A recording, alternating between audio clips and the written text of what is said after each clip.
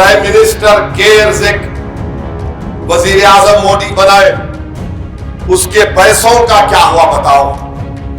3000 करोड़ उसमें है। बताइए अमित शाह, वो 3000 करोड़ कहां गए? उसका इस्तेमाल कैसे हुआ? 3000 करोड़ पीएम केयर्स फंड में है। वो 5-6 हजार करोड़ इलेक्ट्रल बॉन्ड बताओ अमित शाह, कौन से बैंक में आपने रखे? तुमने क्या किया? और बोलते मुस्लिम वोट बैंक है। अरे अमित शाह, ट्रिपल तलाक, CAA, NRC, NPR, ये सब कवानीन ये भी आप बनाए तो आपके वोट बैंक के लिए बनाया आपने। बताओ ये क्यों बनाया आपने?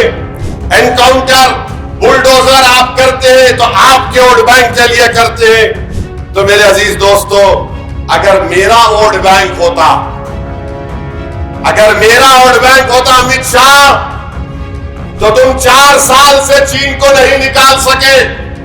अगर मेरा वोट बैंक होता तो मैं चीन को भारत की जमीन में आने नहीं देता। अगर मेरा वोट बैंक होता अमित शाह, तो मैं चीन को उखाड़ कर फेंकता डेमसाक और डेमचाक से। अगर मेरा वोट बैंक होता अमित शाह, तो मैं चंद घंटों की मोहलत देकर लॉकडाउन नहीं करता। अगर मेरा वोट बैंक होता तो मैं पहले से तैयारी करता कोविड के इंजेक्शन की। मैं 25-30 लाख भारत के लोगों को मरने नहीं देता। अगर मेरा वोट बैंक होता तो मैं गरीबों के अकाउंट में पैसे डालता। अगर मेरा वोट बैंक होता तो मैं नौजवानों को रोजगार के मौके फराहम करता।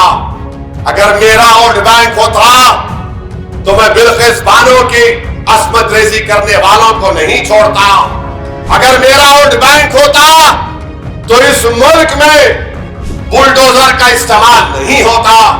अगर मेरा वोट बैंक होता तो मैं किसी को फसाद करने नहीं देता।